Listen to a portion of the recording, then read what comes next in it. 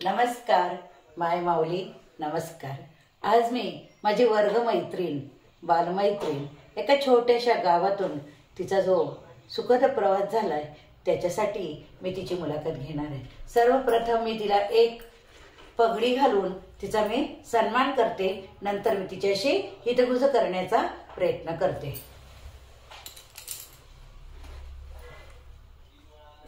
तिला मी कुंकू लावते। चला आता तिच्याशी आपण बोलूया। नमस्कार माझी बालमैत्रीण म्हणून मी तुला तुता करते।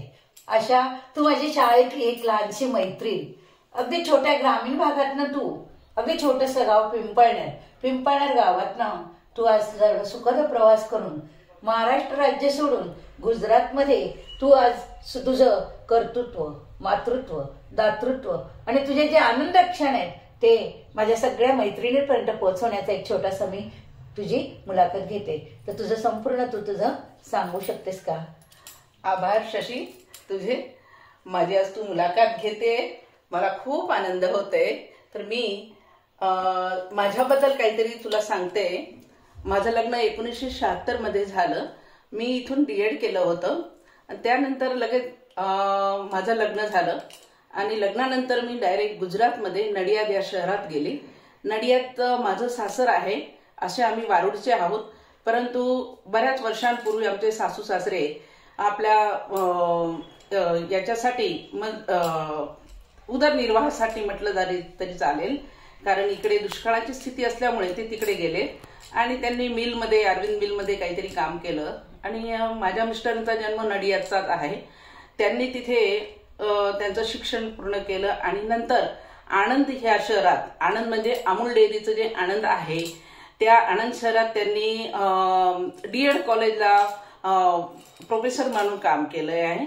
नंतर त्यांचं लग्न म्हणजे माझं लग्न 76 साली झालं आणि नंतर नडियादून मला 1.25 महिन्यातच मी आणंद शहरात आली। तिथून आम्ही आमचा प्रवास सुरू केला। मी इथून फक्त मराठीच शिकली होती, मराठीच बोलायला येत होतं, काही गुजरातीचा मला काही पण माहीत नव्हता।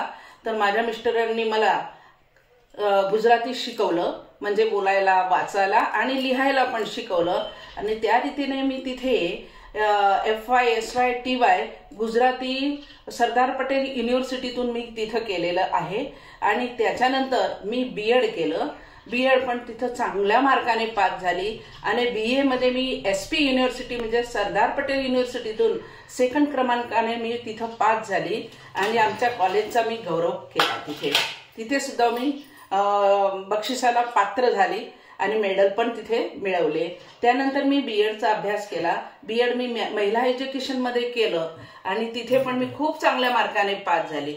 ह्या संसाराच्या गाड्यामध्ये मुलं, एक मुलगी आणि एक मुलगा असा माझा संसार होता। मुलं लहान होती आणि त्याच्यात सुद्धा मला 1984 मध्ये एक खाजगी शाळेत, प्रायव्हेट स्कूल, त्याच्यामध्ये मला गुजराती स्कूल, कारण की आमच्या आणंदला मराठी शाळा नव्हती, त्याच्यामुळे मला गुजराती शाळेतच मला इंटरव्ह्यू झाला आणि गुजराती शाळेत मला मी तिथे सर्व्हिसला जॉईन झाले।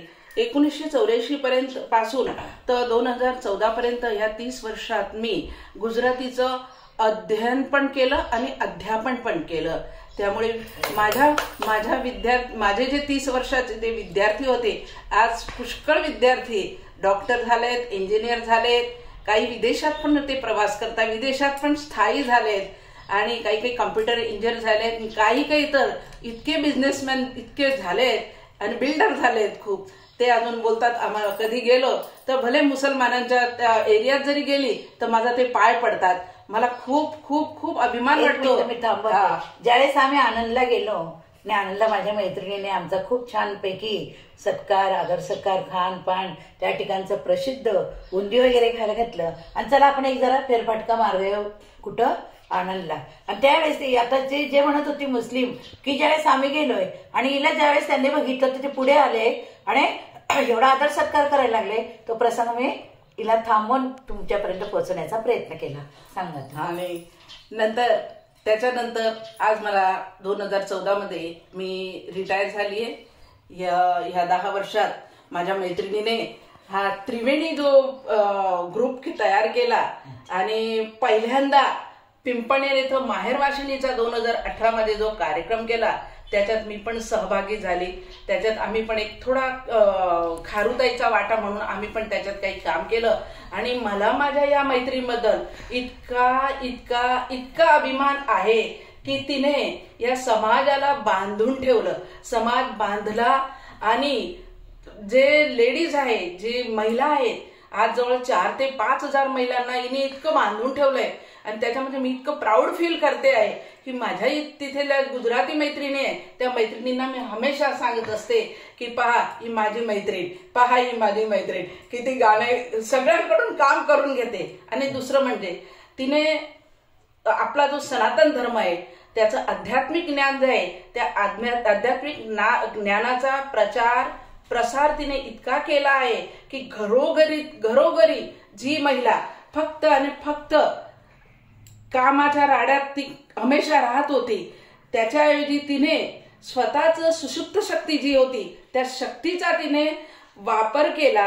आणि मग जात्यावरच्या ओव्या असो, अहिराणी गाणे असो की संस्कृत श्लोक असो, आणि त्याच्यातून अजून एक विशेष सांगते, चारोळी आठोळी, जे व्याकरणाचे काहीतरी प्रकार आहेत या प्रकारांना सगळ्या महिलांना अशी चालना मिळाली, प्रेरणा मिळाली की ते स्वतः त्यांचे विचार भले आशापुरी मातेचं लिहिल, आपल्या कुलदेवतेचं लिहिल, कुठलाही लिहिल, ते चारोळी आठोळी आशे दे ते आहेत.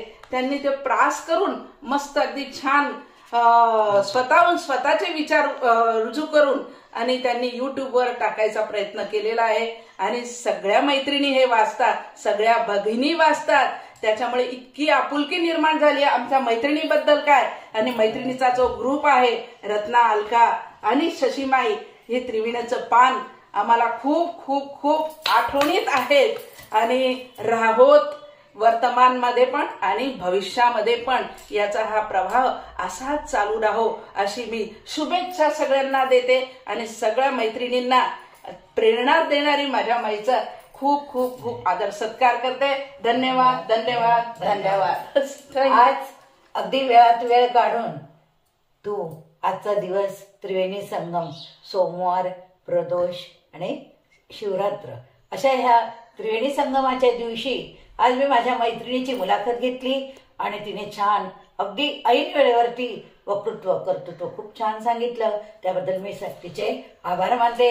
तुम्ही नक्की ऐका आणि जरी ग्रामीण भागात आपण राहिलो तरी आज आपण पुढे जाऊ शकतो हा विचार प्रत्येकाने करावा. जय योगेश्वर. जय योगेश्वर. सजा दो घर को गुलशन सा मेरे सरकार आए, मेरे सरकार आए हैं, मेरे सरकार